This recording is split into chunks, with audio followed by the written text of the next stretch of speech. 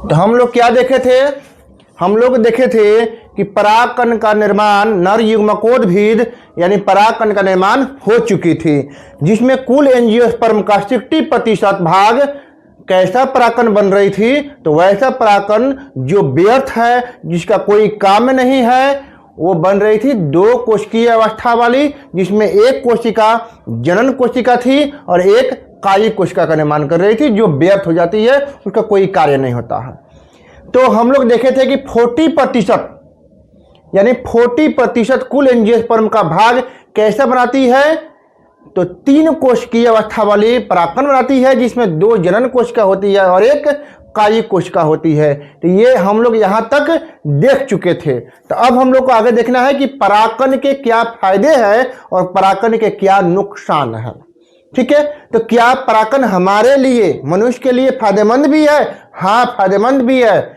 क्या नुकसानदेह भी करती है? हाँ, नुकसानदेह भी करती है, यानी हार्मफुल भी है और यूजफुल भी है।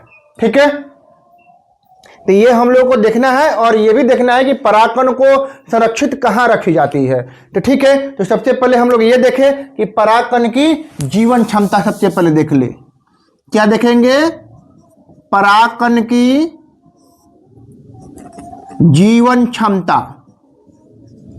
जीवन क्षमता मतलब कि ये जो है ना परागकण कितने दिनों तक, कितने महीनों तक, कितने सालों तक, कितने घंटों तक जिंदा रह सकती है, तो में भी डिपेंड करता है अलग अलग पादप पे। कोई ऐसा पादप है जिसका परागकण कुछ मिनटों तक ही जिंदा रहता है, इनकी जीवन क्षमता होती है, लेकिन कुछ पादपों की देखी जाए तो कई महीनों तक जिंदा रहते हैं, उनकी यानी जीवन क्षमता होती है। क्या लिखेंगे? पहला बिंदु करके कि धान और गेहूं जिनकी जीवन क्षमता क्या चीज का? परागकण का 30 मिनट तक होती है। ठीक है, यानी 30 मिनट तक ही जिंदा रहेंगे। किनके परागकण? धान और गेहूं का। ठीक है, अब बात करते हैं रोजेंसी और सोलेनेसी, जिनका परागकण महीनों भर तक जिंदा रहते हैं। ठीक है, परागकण कौन से पादप के परागकण? तो रोजेंसी और सोलेनेसी। ये जो 2 पादप हैं, इनकी परागकण की बात करते हैं तो इनकी परागकण महीनों दिन तक जिंदा रहती है, यानी इनकी जीवन क्षमता महीनों दिन तक रहती है, यानी किसी का मिनटों तक तो किसी को महीनों तक। बस यही हमको समझाना था कि अलग अलग पादप के अलग अलग परागकण अलग अलग जीवन क्षमता दर्शाती है। क्या दर्शाती है? अलग अलग जीवन क्षमता दर्शाती है। ये रही बात। ठीक है, अब यहां तक समझ में आ गई हो तो अब लिखेंगे परागकण के फायदे। परागकण के फायदे। परागकण के क्या फायदे हैं? परागकण का मिलता है कैप्सूल के फॉर्म में बी पोलेन करके। क्या आती है? Bee pollen. बी पोलेन जिनका यूज अक्सर लोग कौन करते हैं? धावक लोग करते हैं, जिनकी लंबी दौड़ हो, जो 2 घंटा 3 घंटा 6 घंटा तक लगातार दौड़ रही है, उसके लिए बी पोलेन की ना कैप्सूल आती है। और ये बी पोलेन जो पोलेन ग्रेन की बनी होती है, और ये कैप्सूल लेने के बाद क्या होती है? एनर्जी आती है, स्टैमिना आती है, जो कई घंटों तक लगातार मेहनत करेंगे तो थकान महसूस नहीं होगी। ठीक है, यानी क्या देती है? Energy, stamina. स्टैमिना यानी टिकने की क्षमता आपकी बढ़ जाएगी। किससे? बी पोलेन के। तो बी पोलेन के फायदे हैं। अगर नुकसान की बात करें, क्या इनके नुकसान भी है? तो हाँ है। परागकण के नुकसान। परागकण के क्या नुकसान है? तो परागकण के अगर नुकसान देखी जाए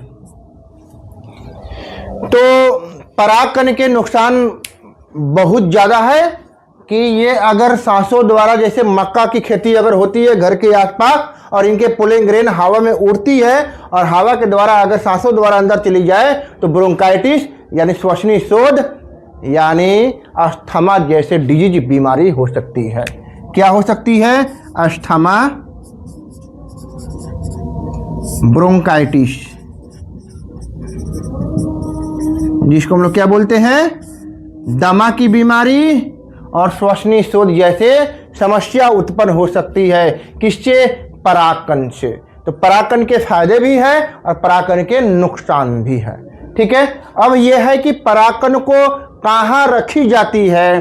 परागकण को अगर स्टोर करना हो तो कितने डिग्री सेल्सियस पे स्टोर करना होगा। ठीक है, तो परागकण को यहीं पे लिख देते हैं।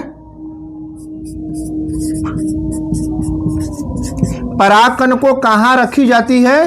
तो याद रखिएगा, परागकण को पोलन बैंक में रखी जाती है। पोलन बैंक यानी परागकण को जहाँ स्टोर की जाती है, परागकण को कहाँ स्टोर की जाती है?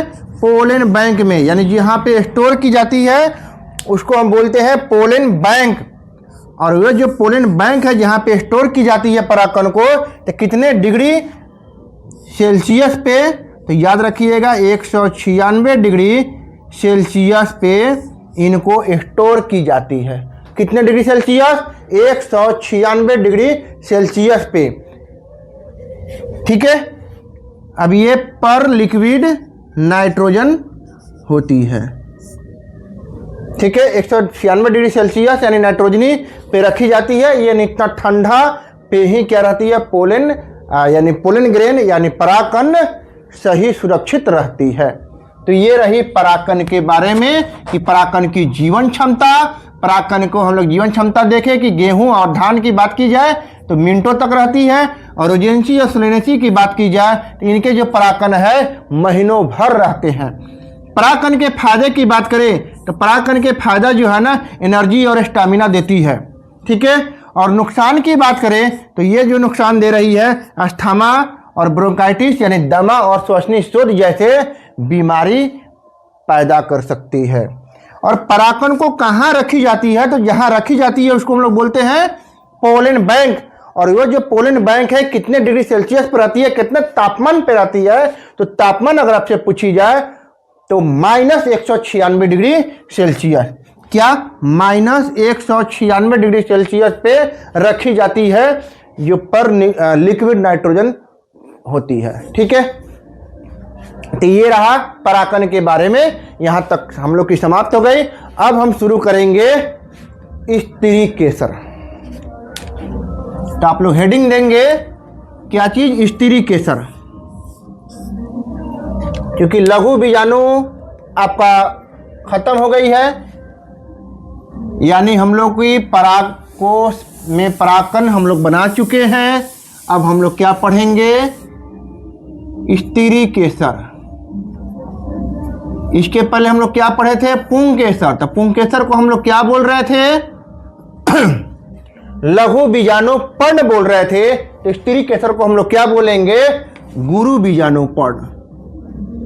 गुरु बीजाणु पर्ण बोलेंगे।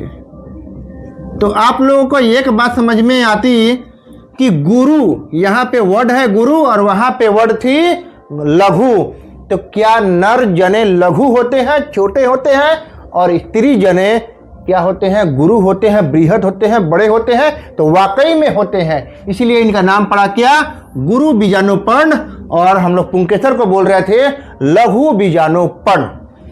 अब हम लोग को यह पता है कि स्त्री केसर को हम लोग इंग्लिश में क्या बोलते हैं? पिस्टिल बोलते हैं। और इसी का एक और नाम है कार्पेल भी बोल देंगे, जिसको हम लोग क्या बोलते हैं? अंडप बोलते हैं। ठीक है, इतना मीनिंग तो आप लोग को याद हो ही जाएगी। अब ये जो स्त्री केसर है, ये भाग किनका होता है? तो जयांग का ही तो भाग होता है। ये भाग किनका होता है? तो जयांग का भाग होता है। जयांग को हम लोग इंग्लिश में क्या बोलते हैं? तो गाइनोसियम बोलते हैं। गाइनोसियम। ठीक है, यहां तक किसी को दिक्कत नहीं ना? गाइनोसियम यानी जयांग किसका भाग होता है? स्त्री केसर का भाग होता है। अब ये जो स्त्री केसर है कितने भागों से मिलके बनी होती है? तो याद रखिएगा, ये 3 भागों से मिलके बनी होती है। सबसे ऊपर जो होता है ना, वर्तिकाग्र होता है।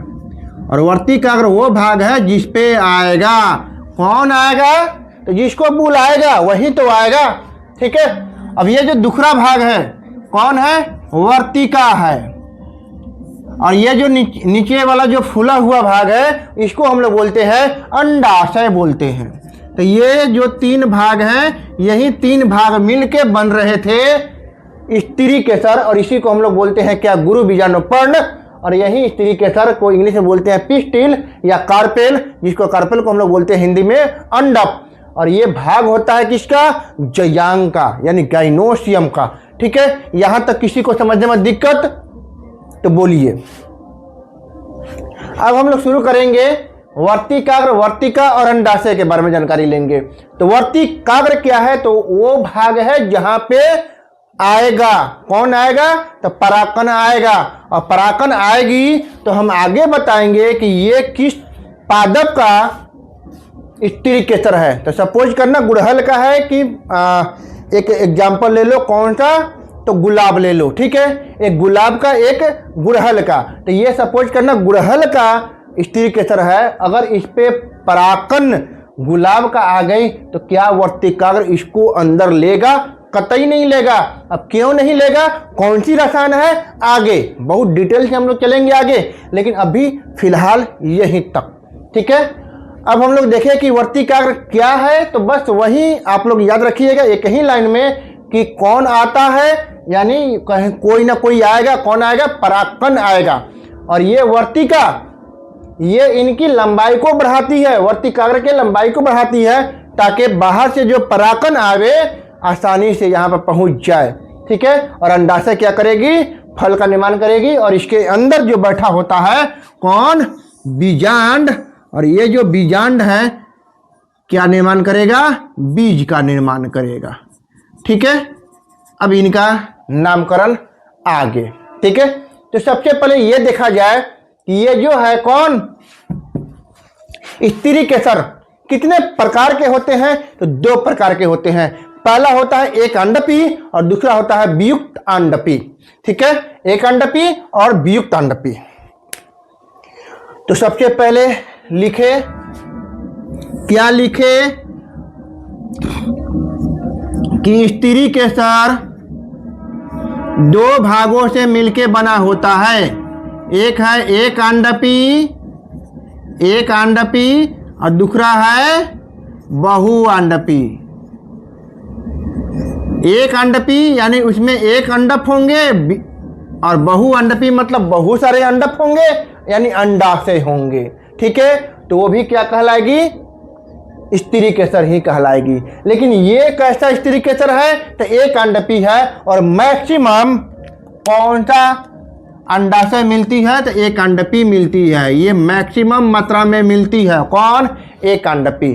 तो हम लोग को पढ़ना क्या है? बहुअंडपी के बारे में जरा देख ले कि बहुअंडपी 2 प्रकार के होते हैं। एक होता है युक्त अंडपी, एक होता है वियुक्त अंडपी।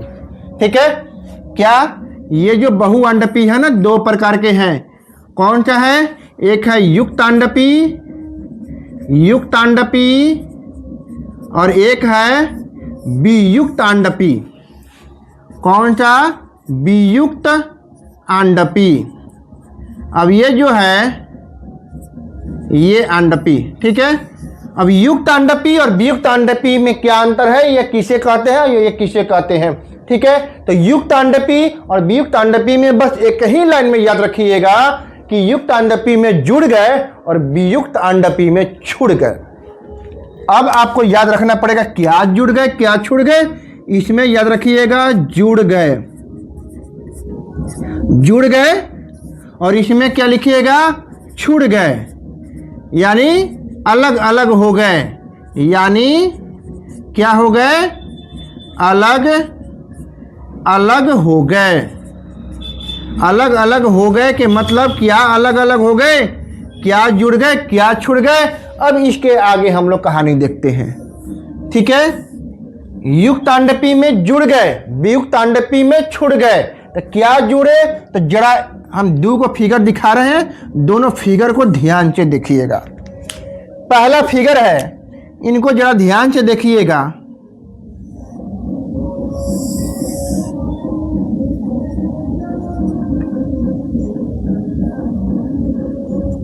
ठीक है। और एक और फिगर देखिएगा,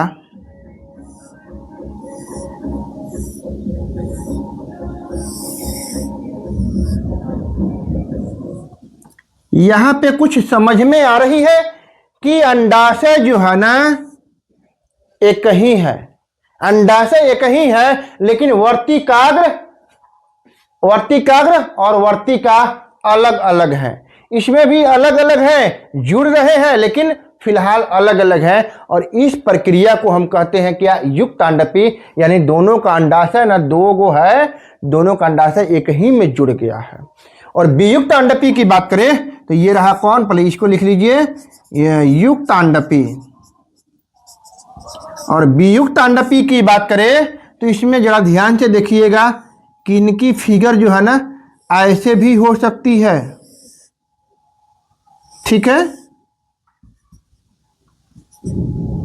यहाँ पे 3 है, वर्तिकाग्र, वर्तिका, अंडाशय, लेकिन सभी का अलग अलग क्या मिल रही है, अंडाशय मिल रही है। वर्तिका, वर्तिकाग्र और वर्तिकाग्र, वर्तिका, वर्तिकाग्र, है ना, वर्तिकाग्र और वर्तिका अलग अलग मिल रही है या सट भी सकती है, लेकिन अंडाशय अलग अलग मिलेगी। अंडाशय अगर एक साथ मिल गया तो हम लोग बोल देंगे युक्त अंडपी, लेकिन ये क्या कहलाएगा, वियुक्त अंडपी, यानी अलग अलग छुड़ गए हैं। इसका एक और फिगर हो सकता है कि वर्तिकाग्र और वर्तिका अलग अलग हो सकते हैं, हाँ हो सकते हैं, लेकिन कौन साथ नहीं होगा, तो इनका अंडाशय साथ नहीं होगा, अलग अलग होगा, यानी देखने में लगता है 2 गो लेग पीस है ना। अब इसको हम लोग क्या बोल देंगे, वियुक्त अंडपी। तो ये रहा वियुक्त अंडपी, ठीक है। अब दोनों का एग्जाम्पल देखा जाए कि ऐसा जो है ना अंडाशय, यानी ऐसा जो स्त्री केसर और इनका ऐसा स्त्री केसर कौन से पादप में मिलते हैं, तो ये इंपॉर्टेंट है और परीक्षा में पूछती भी है। तो पप्पी प्लांट का आप लोग नाम सुने हैं, पावर पप्पी, तो ये है पॉपी प्लांट। कौन है, पॉपी प्लांट। पॉपी प्लांट का अगर आप लोग नाम सुने हैं तो बेहतर, नहीं सुने हैं तो इसका एक और हम नाम बोल देते हैं, जो सुनने के बाद आप लोगों को लगेगा हाँ हमने सुना है, देखा भी होगा आप लोग कितने, ठीक है। तो इसका बोलचाल की भाषा में हम लोग नाम बोलते हैं अफीम। अफीम का नाम सुना, इसी को हम लोग बोलते हैं पपीवर पापर प्लांट, यानी पॉपी प्लांट। इसको हम लोग बोलते हैं क्या, अफीम। अफीम हशीश, हदीश देखा है, वही है अफीम के पादप को हम लोग बोलते हैं पॉपी प्लांट, ठीक है। एक और एग्जाम्पल है गुड़हल। कौन है, गुड़हल का पादप। ये दोनों का ना, यानी पॉपी प्लांट और गुड़हल का देखा जाए क्या, स्त्री केसर, यानी स्त्री केसर में क्या देखा जाए, मेनली अंडाशय तो एक ही रहेगा, लेकिन वर्तिकाग्र और वर्तिका अलग अलग हो जाएंगे, होते हैं, ठीक है। लेकिन वियुक्त अंडपी की बात करें तो चंपा चमेली का नाम सुना, तो इनके एग्जाम्पल हो जाएंगे, और यही एग्जाम्पल परीक्षा में पूछती है, ठीक है। क्या, चंपा। तो चंपा का जो पादप है ना, इनके पादप में अगर हम लोग अंडाशय का अध्ययन करें तो इनके पादप में अंडाशय अलग अलग होंगे। क्या होंगे, अलग अलग होंगे। तो ये रहा अलग अलग। वियुक्त अंडपी का एग्जाम्पल कौन होगा, चंपा। और इसी चंपा को हम लोग बोलते हैं माइचेलिया। क्या बोलते हैं, माइचेलिया, है ना। कितने बच्चे जो है ना बोलते हैं माइचोलिया, चलेगी, बोलचाल की भाषा में कुछ भी चलेगी, बस लिखना सही होगा आपको एग्जाम में, ठीक है। एग्जाम भी क्वालिफाई होगी और नीट भी साथ साथ आपका निकलेगा। तो ये रहा यहाँ तक के। अब इसके आगे हम लोग बढ़ते हैं।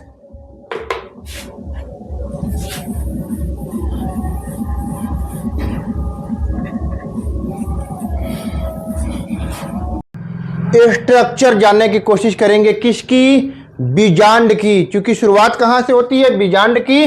तो कैसे, तो हम लोग देख चुके थे गुरु बीजाणुपर्ण, जिसमें हम लोग ये भी देख चुके थे कि स्त्री केसर कितने प्रकार के मिल रहे थे, एक अंडपी मिल रहे थे और वियुक्त अंडपी यानी बहुअंडपी मिल रहे थे।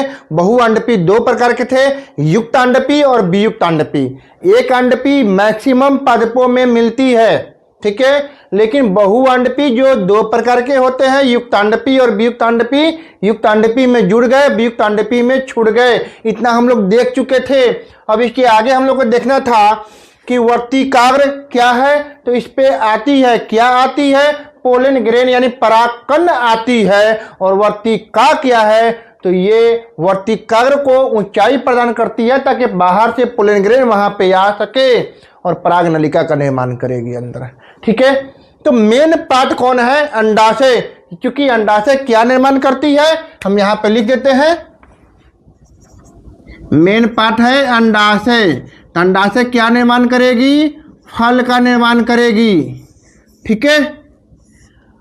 अब दूसरा याद रखिएगा, अंडाशय के अंदर कौन मिलती है, बीजांड। तो बीजांड किसका निर्माण करेगी, तो बीजांड बीज का निर्माण करेगी, ठीक है।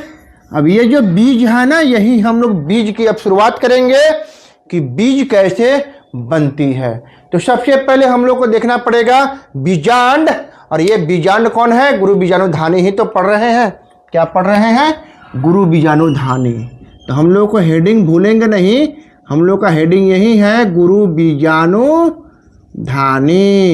न कि लघु बीजाणुधानी। लघु बीजाणुधानी हम लोग का सूझ गई है, जो नर वाला भाग था जिसको हम लोग क्या कर रहे थे, पुंग केसर बोल रहे थे ये, लेकिन ये क्या है, स्त्री केसर, जिसको हम लोग क्या बोल रहे हैं, गुरु बीजाणुधानी। अब हम लोग शुरुआत करते हैं किसकी, तो अब बीज की शुरुआत करते हैं। सबसे पहले बीज बनेगा तभी तो फल बनेगा, ठीक है। तो बीजांड किसका निर्माण करती है, बीज का। तो सबसे पहले हम लोग इसका क्या देखेंगे, स्ट्रक्चर देखेंगे।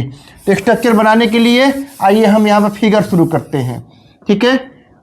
आप लोग भी ऐसे ही ढंग से अच्छा से टाइम देकर पेंसिल से हो सके तो पेंसिल से बनाएंगे तो क्या होगी, डायग्राम अच्छी बनती है, क्योंकि उसको मिटाना भी पड़ता है और बनाना भी पड़ता है। ऐसा नहीं है कि कोई पेट से ही सीख कर आता है, सब यही धरती पे आके मेहनत करता है। तो आप लोग भी मेहनत करेंगे तो ही होगी। तब जरा ध्यान से देखेंगे, यहाँ पे कौन है, तो बीजांड है, ठीक है, ये रहा बीजांड।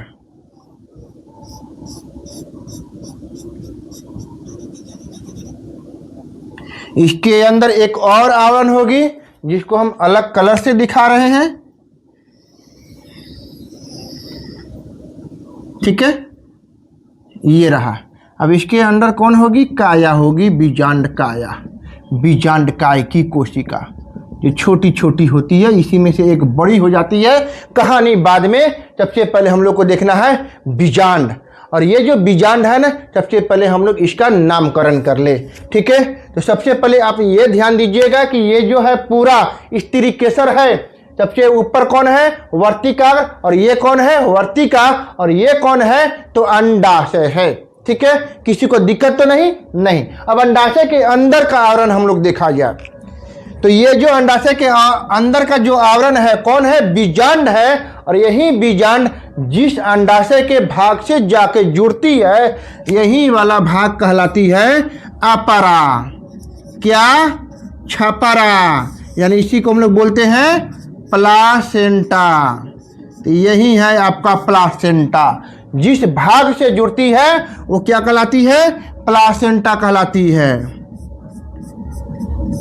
ठीक है। यानी बीजांड का वह भाग जो जिससे जुड़ती है, किससे जुड़ती है, तो ओवरी का अंडाशय के जिस भाग से जुड़ती है उसको हम बोलते हैं प्लासेंटा। बाबू इतना याद हो जाएगी तो हम आगे बढ़े, हलवा ही हलवा है, ठीक है। तो ये है द्वार, इस द्वार को हम लोग बोलते हैं बीजांड द्वार।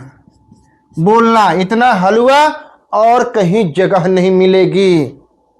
और इसी बीजांड द्वार को हम बोलते हैं माइक्रोस्पोरोफिल बोलते हैं। तो यहाँ पर लिख देंगे माइक्रोस्पोरोफिल,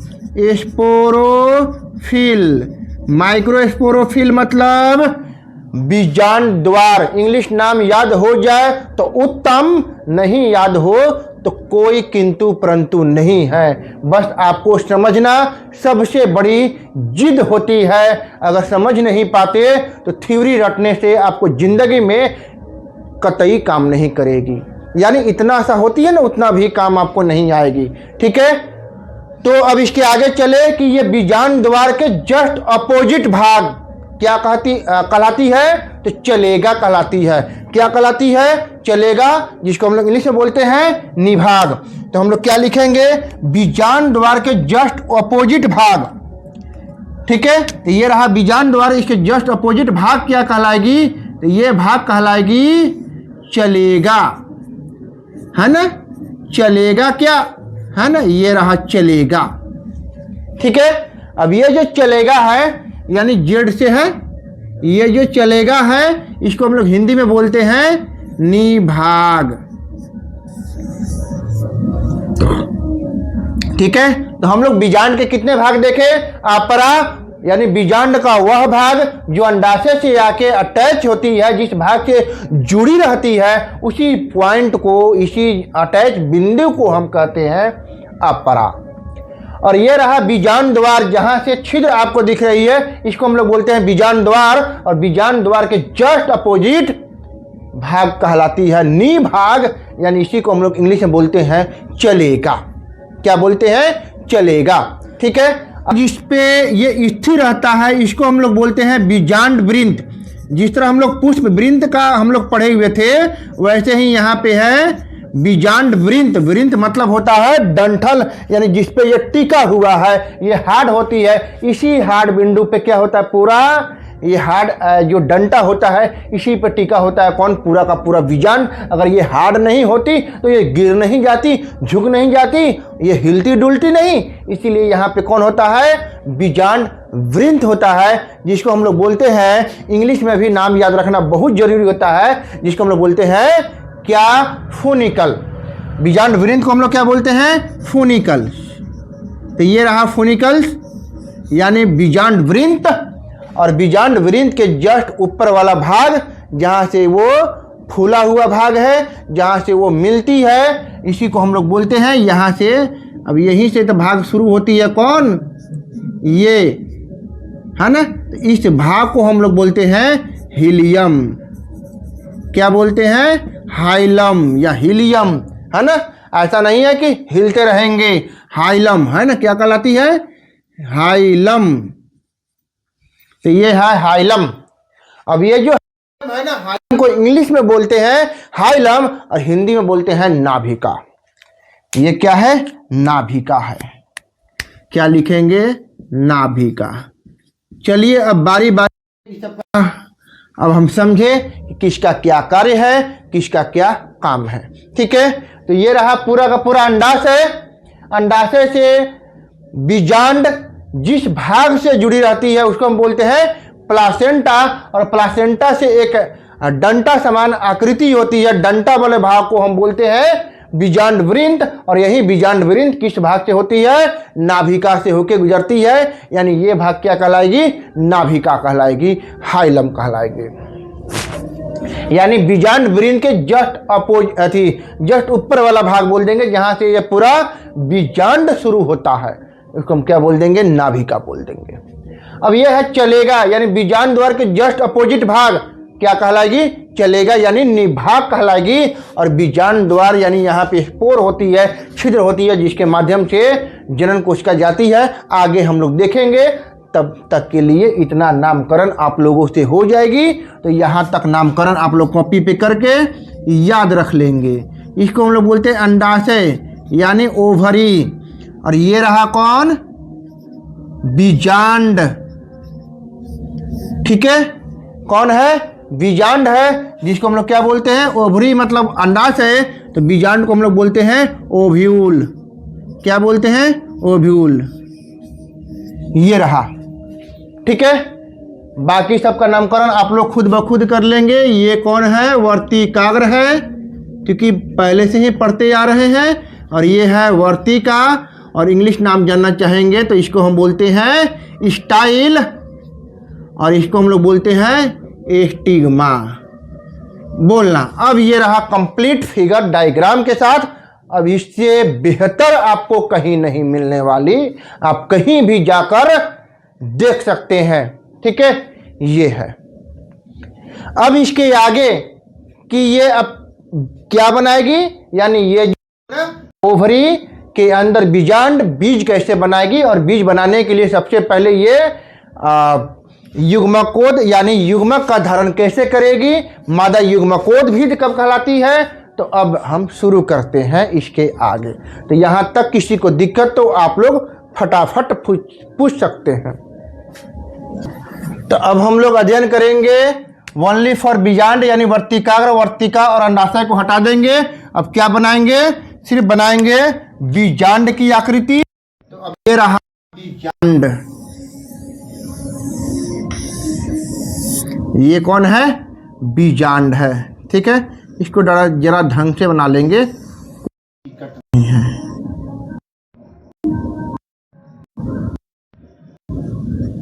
ठीक है, अब ये रहा कौन, बीजांड।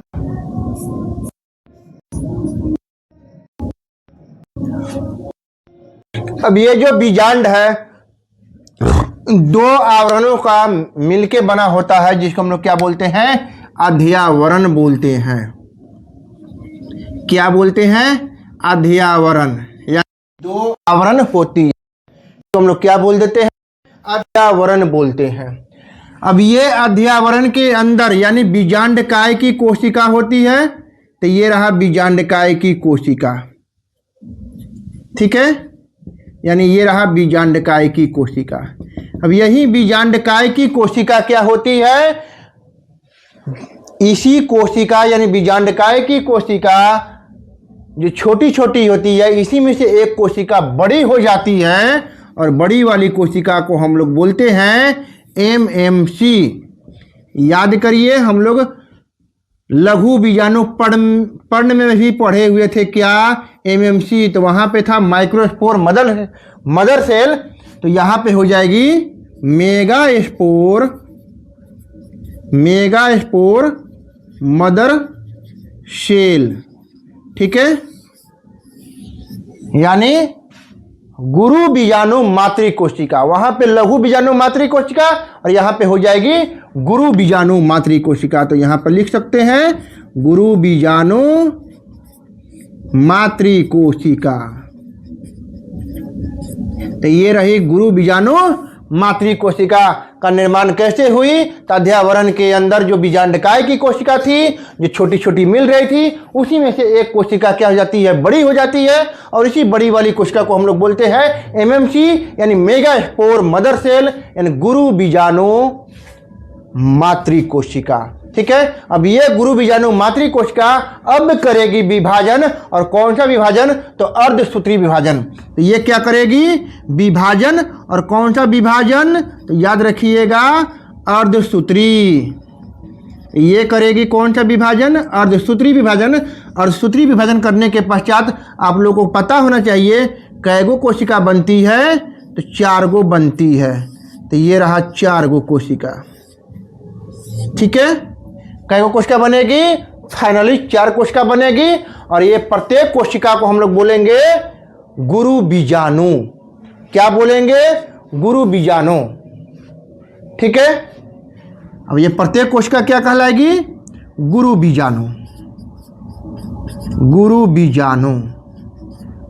तो हम लोग क्या बनाए हैं, गुरु बीजाणु बनाए हैं। और ये गुरु बीजाणु कैसे बनाए हैं, तो ये अध्यावरण के अंदर जो कोशिका थी बीजांडकाय की कोशिका से हम लोग क्या बना दिए, गुरु बीजाणु। और इस प्रक्रिया को हम लोग बोलते हैं, बनने की प्रक्रिया क्या बोलते हैं, गुरु बीजाणु जनन।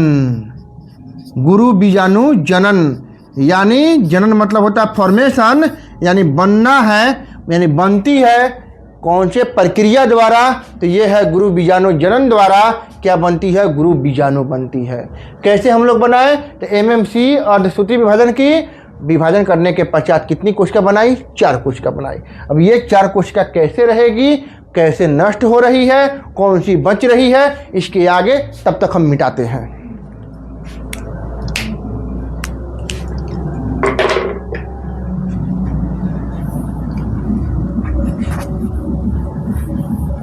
हाँ, तो ध्यान से सुनिएगा। एक बच्चा हमसे बार बार पूछ रहा था, सर नीट लेवल पे पढ़ा रहे हैं, बोर्ड लेवल का पढ़ाइए, हमें सिर्फ क्वेश्चन आंसर रटना है, क्वेश्चन आंसर रट लेंगे हमारी एग्जाम निकल जाएगी। तो उस बच्चे से हम कह देना चाहते हैं कि ये नीट का लेवल का जो पढ़ाई और बोर्ड लेवल का पढ़ाई अलग नहीं होती है, एक ही चीज़ होती है। बस आप एक नंबरिया जो जिसको बोलते हैं ना ऑब्जेक्टिव क्वेश्चन, यानी इसकी प्रत्येक लाइन एनसीईआरटी आपकी लिप पर होगी, नीट कोई नहीं रोक सकता, ठीक है। और उसी में से आपका एक प्रत्येक लाइन नहीं, कहीं कहीं से आप याद करते हैं, ओनली फॉर मोटा मोटी याद करते हैं, तो आपका बोर्ड भी निकल जाएगा। लेकिन याद रखिएगा, जब हम मेहनत कर रहे हैं तो हम थोड़ा क्यों मेहनत करें, थोड़ा गहराई से मेहनत करें, ताकि हमारा दोनों क्वालिफाई हो, बोर्ड भी क्वालिफाई हो और नीट भी क्वालिफाई हो। तो पढ़ाई का लेवल जो होता है ना वास्ट होती है, तो उसको क्वेश्चन आंसर रटने के लिए आप रटते रह जाओगे, और रटने के लिए 5-6 क्वेश्चन रट लिए, हो सकता है कि आपको बोर्ड में आ गई और आप पास कर गए, तो उससे आपका कुछ नहीं होने वाला है ना। तो याद रखिएगा कि एनसीईआरटी की प्रत्येक लाइन एकदम लिप पे रख लीजिए, प्रत्येक लाइन प्रत्येक वर्ड को समझना पड़ता है, और उतने समझने के लिए आपको माइंड मैप बनाना पड़ेगा, ताकि पूरा याद रहे। जब माइंड मैप बनाकर रख देंगे तभी तो एक चैप्टर का आपको फटाफट याद आएगी कि कौन कौन सा वर्ड क्या कहना चाहती है, क्या होती है, कैसे होती है, ठीक है। तो एक हम बात करना चाहेंगे आपके लिए, फिक्र मत कर, तेरा मेहनत बेकार नहीं जाएगा, आज सेल नहीं समझ पाया, कल लाइफ बन जाएगा। जो रोज पढ़ता है डीएनए अपनी पढ़ाई में, जो रोज पढ़ता है डीएनए अपनी कहानी में, वही कल सस्केश की किताब लिख जाएगा, ठीक है। इस बात को आप नोट कर लिए, याद करिए। और एक बात और हम बोल दूं आप लोगों के लिए, क्योंकि समय बहुत लंबा हो रही है। तो बायोलॉजी बोली, क्या बोली कि टाइम दे दो, यानी बायोलॉजी बोली कि मुझे टाइम दे दो, तो मैंने बोला कि सिलेबस बहुत बड़ा है, यानी स्टूडेंट यही ना कहता कि सिलेबस बहुत बड़ा है, और बायोलॉजी बार बार बोलता है कि तुम हमको समय दो, टाइम दो, लेकिन बच्चे लोग ये कहते हैं कि सिलेबस बहुत बड़ा है, कितना पढ़े, चलिए ना ब्रिलियंट से हम लोग पढ़ लेंगे, निकल जाएंगे। लेकिन नहीं, डॉक्टर बन के कहूँगा कि सॉरी बायो, अब तू ही मेरी है। क्या बोलेंगे कि सॉरी बायो, अब तू ही मेरी है, ठीक है। तो आगे बढ़े कि अर्धसूत्री विभाजन की थी तो कितने कोशिका बनाई थी, 4 कोशिका, और प्रत्येक कोशिका को हम लोग क्या बोल रहे थे, गुरु बीजाणु बोल रहे थे, ठीक है। तो ये रहा कौन, ये है बीजांड, और ये जो बीजांड के अंदर कौन है, बीजांड द्वार है, और ये बीजांड द्वार के अंदर कोशिका बनी, कौन सी कोशिका, गुरु बीजाणु कोशिका बनी, ठीक है।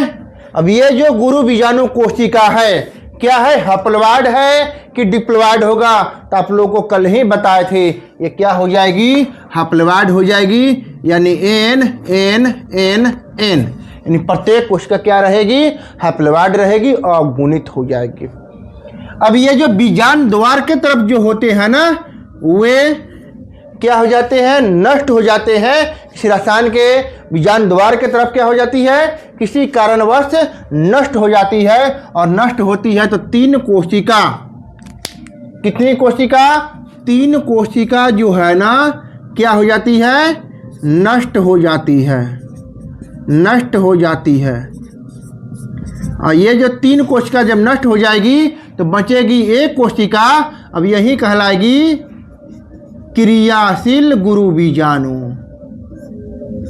जो नष्ट हो गई तो वो क्या हो गया, फेल्योर हो गया, फेल हो गया।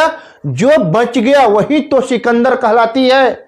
जब भी लड़ाई होती है तो इसमें 50, 10, 25 व्यक्ति मरे जाते हैं, जो अंततः एक व्यक्ति बचता है वही तो सिकंदर कहलाती है। तो ये रहा सिकंदर, और इसको हम नाम देंगे क्रियाशील गुरु बीजाणु, ठीक है, तो केवल एक ही बच जाती है, जिसको हम लोग बोलते हैं क्रियाशील गुरु बीजाणु। अब ये क्रियाशील गुरु बीजाणु क्या करती है जाएगी, ये क्रियाशील गुरु बीजाणु है ना। अब इसके आगे की आकृति देख ले, ये कौन है, बीजांड है। ठीक है, ये रहा बीजांड, और ये बीजांड के जो अंदर है बीजांडकाय की कोशिका है। हाँ, बीजांडकाय की कोशिका अभी भी है, और बीजांडकाय की कोशिका के अंदर कौन मिल रहा है, तो यही मिल रही है जिसको हम लोग क्या बोल रहे थे, गुरु बीजाणु। और ये कैसा गुरु बीजाणु है, तो क्रियाशील है। इसको याद रखिएगा, क्रियाशील गुरु बीजाणु यही है जो एक बच गया है। ठीक है, इसी को हमने यहाँ पे लाया। अब ये क्या करेगी, विभाजन करेगी। तो जरा विभाजन करने के लिए हम इसको क्या करते हैं, बाहर लेकर आते हैं, बाहर लेकर आते हैं, ताकि समझ में आए कि हम अब इसका विभाजन करवाने वाले हैं। ठीक है, तो बाहर लेके आए तो यहाँ पे हम रख दिए। ठीक है, अब इसका हम विभाजन करवाएंगे। तो सबसे पहले कोशिका का विभाजन में आपको पता होना चाहिए कि कार्योकाइनेसिस करता है तब साइटोकाइनेसिस करता है। ठीक है, लेकिन यहाँ पे क्या है, ओनली फॉर कार्योकाइनेसिस ही करेगा, और वो भी कार्योकाइनेसिस कितनी बार करेगा, तो 3 बार क्या करेगा, कार्योकाइनेसिस करेगा। आपसे पूछा जाएगा कि ये सिर्फ कार्योकाइनेसिस ही करेगा, तो हाँ, कार्योकाइनेसिस करता है, साइटोकाइनेसिस नहीं होती है, फिर कार्योकाइनेसिस, साइटोकाइनेसिस नहीं होती है, फिर से कार्योकाइनेसिस, अब उसके बाद होगी साइटोकाइनेसिस। यानी 3 बार यहाँ पर हम लिख सकते हैं कि 3 बार कार्योकाइनेसिस करती है। ठीक है, तो एक बार कार्योकाइनेसिस करेगी तो कितनी कोशिका बनेगी अंदर, 2। ठीक है, अब इसके बाद 2 से कितना हो जाएगा, 4। ठीक है, एक बार और बनेगी तब कितना हो जाएगी, 1 2 3 4, 1 2 3 4। अब प्रॉपर कितनी बन गई, 8 कोशिका बन गई। अब इसके बाद यानी 3 बार, यहाँ पर हाँ फर्स्ट सेकेंड थर्ड, यानी 3 बार क्या किया, कार्योकाइनेसिस। तो यहाँ से यहाँ हम लिख सकते हैं, क्या लिख सकते हैं कि 3 बार कार्योकाइनेसिस किया। कार्योकाइनेसिस यानी सिर्फ और सिर्फ केंद्रक का बंटवारा हुआ। अब इसके बाद होगा क्या, साइटोकाइनेसिस। वो भी साइटोकाइनेसिस कब, जब ये अपना अक्ष, अपना स्थान सही जगह ग्रहण कर ले, तब क्या होगा, साइटोकाइनेसिस होगा, यानी द्रव्य का बंटवारा होगा। तो कैसे अपना जगह लेता है कि ये जो चारों कोशिका है, इसका भी चारों कोशिका है, अब आपस में कहती है कि हम यहाँ पे नहीं रहेंगे, इसमें से एक कोशिका बीच में और यहाँ से एक कोशिका बीच में आ जाती है। तो यहाँ एक कोशिका और यहाँ पे एक कोशिका, यानी केंद्र में कितनी कोशिका आ जाएगी, 2 कोशिका आ जाएगी। तो ऊपर क्या कोशिका बच गया, 1 मिनट, इसको हम काला कलर से दिखा देते हैं, बेहतर रहेगा।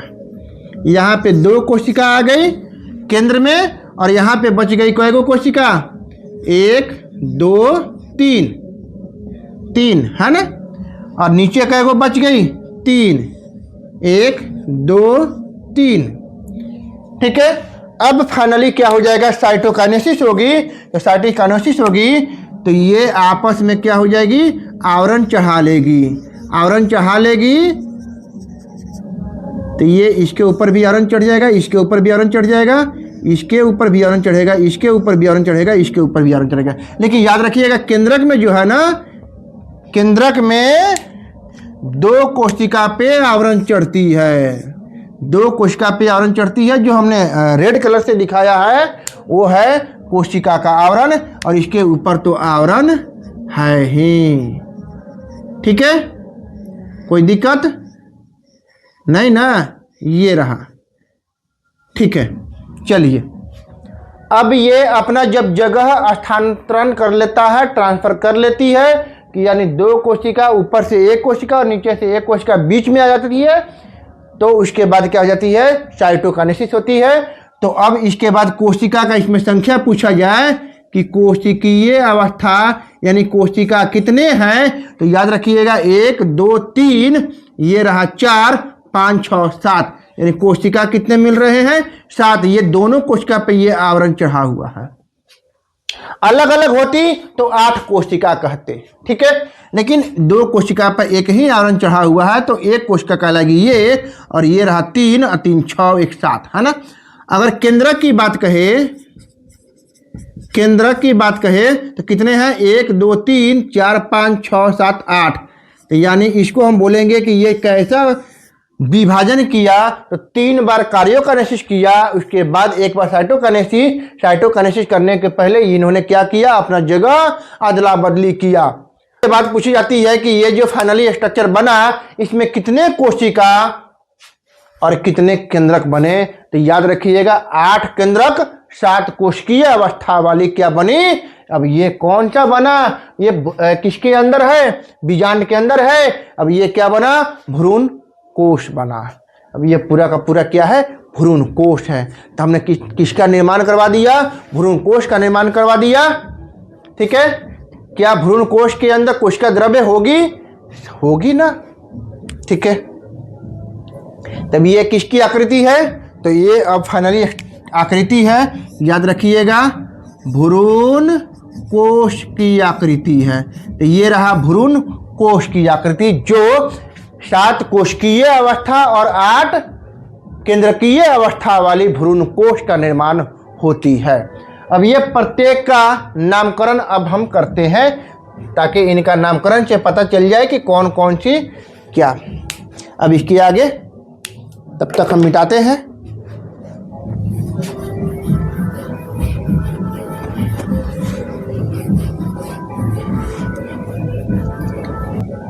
अब ये जो हम लोग आकृति बनाए हैं, अब इसका हम लोग क्या करते हैं, नामकरण कर देते हैं। ये कौन है, भ्रूण कोश है। तो याद रखिएगा भ्रूण कोश का तो हम लोग आकृति बना ही रहे हैं, ठीक है। इसका हम नामकरण नीचे कर देते हैं कि भ्रूण कोश ही क्या कहलाती है, मादा युग्मकोद भिद कहलाती है। भ्रूण कोश ही क्या कहलाती है, मादा युग्मकोद भिद कहलाती है, ठीक है। तो याद रखिएगा मादा युग्मकोद भिद कहलाती है। इतना तो आप लोगों को पता हो गई कि भ्रूण कोश का जो हमने निर्माण करवाया वही क्या कहला रही है, मादा युग्मकोद भिद कहला रही है, ठीक है। अब इसके अंदर देखेंगे कितनी कोशिका थी। तो इसके अंदर नीचे जो था एक बड़ी कोशिका थी, जिसको हम लोग बोल रहे थे क्या, अंड कोशिका। क्या बोल रहे थे, अंड कोशिका बोल रहे थे। और इसके साथ में होती है 2 सहायक कोशिका। क्या होती है, 2 सहायक कोशिका होती है, ठीक है। तो ये रहा सहायक कोशिका, ठीक है, ये रहा सहायक कोशिका। अब ऊपर जो होता है ना प्रतिमुखी कोशिका होती है, जिसको हम लोग बोलते हैं एंटीपोडल सेल। और वो कितने कोशिका मिलके बनी होती है, 3 कोशिका मिलके बनी होती है एंटीपोडल सेल, ठीक है। क्या है, एंटीपोडल सेल, यानी प्रतिमुखी कोशिका बोलते हैं एंटीपोडल सेल को, ठीक है। तो ये रहा एंटीपोडल सेल। बोलिए यहाँ तक किसी को दिक्कत नहीं। अब ये जो केंद्र में कोशिका है उसको हम लोग बोलेंगे केंद्र कोशिका, जो यहां से क्या हो रही है, आवरण चढ़ रही है दोनों पे, ठीक है। दोनों पे एक ही आवरण चढ़ा तो एक ही कोशिका कहलाएगी, ठीक है। तो ये क्या कहलाएगी, केंद्र कोशिका। तो सबसे पहले हम इसका नाम लिख देते हैं कि ये तीनों जो है ना, 1 2 3, ये तीनों जो है कहलाएगी क्या, प्रतिमुखी कोशिका, ठीक है। अब इस प्रतिमुखी कोशिका को इंग्लिश में बोलते हैं, याद रखिएगा, एंटीपोडल सेल। चलिए यहां तक किसी को दिक्कत नहीं। एंटीपोडल सेल प्रतिमुखी कोशिका को बोलते हैं। अब है सेंट्रल सेल यानी केंद्र कोशिका, किसको बोलते हैं? जो केंद्र में है। तो ये जो केंद्र में है इसको हम बोलेंगे क्या? केंद्र कोशिका। सिंपल सा तो है, याद करने में किसी को कोई तकलीफ तो नहीं होगी। इसको हम क्या बोलते हैं? Central cell. बस बीच में है इसीलिए इसको हम क्या बोल देते हैं? केंद्र कोशिका। और ये जो मेनली समझना है कि जो बीच में होती है इसको हम लोग बोलते हैं अंड कोशिका। क्या बोलते हैं? अंड कोशिका यानी एग सेल। ये रहा एग सेल, ठीक है। यही निषेचन करके क्या बनाएगी? युग्मनज। और ये दोनों कोशिका निषेचन करने के बाद क्या बनाएगी? भ्रूण पोष। तो भ्रूण कोष और भ्रूण पोष होता है, दोनों में अंतर होती है। भ्रूण पोष मतलब पोषण प्रदान करेगी, भ्रूण कोष मतलब पूरा सैक है यानी थैली है, ठीक है। तो भ्रूण कोष एम्ब्रियो सैक और भ्रूण पोष जो होता है ना, ये क्या होता है? एंडोस्पर्म होता है जो पोषण प्रदान करती है, ठीक है। तो कोई दिक्कत किसी को नहीं। अब ये जो दो है ना, इसको हम बोलते हैं सहायक सेल, सहायक कोशिका, सहायक कोशिका। अब ये सहायक कोशिका किसको सहायता प्रदान करेगी? एक सेल को। बस अब आगे, ठीक है। चलिए यहां तक किसी को दिक्कत तो ये फिगर उतार लीजिए, और इसका नामकरण करने में किसी को दिक्कत हो तो तुरंत पूछिए, ठीक है। अब हम इसके आगे यानी हमने क्या निर्माण कर दिया? मादा युग्मकोद्भिद का निर्माण कर दिया। और वहां जो लघु बीजाणुपर्ण पड़े थे उसमें हमने क्या निर्माण किया था? नर युग्मकोद्भिद का निर्माण किया था। तो नर युग्मकोद्भिद कंप्लीट हो गई और मादा युग्मकोद्भिद भी कंप्लीट हो गई।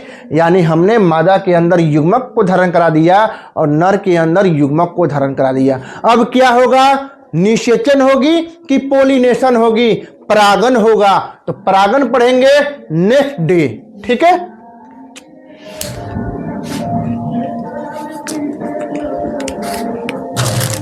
के लिए हम आपको एक बात कहना चाहेंगे कि लाइफ जो है ना पबजी के समान है। लाइफ क्या है? पबजी है। तो बायोलॉजी क्या है? फाइनल लेवल है। अगर लाइफ पबजी में बिता रहे हो, दिन रात कोई बच्चा पबजी खेल रहा है, तो अगर आपकी लाइफ पबजी है तो याद रखिएगा बायोलॉजी फाइनल उसका लेवल है। और अगर जो इसे क्लियर कर लिया यानी ये लेवल को पार कर लिया, वही कल डॉक्टर लिगेंड बनेगा। वही पूरा लेवल पार कर गया तो वो लिगेंड बन गया यानी वो विनर बन गया, वही डॉक्टर बन गया, ठीक है।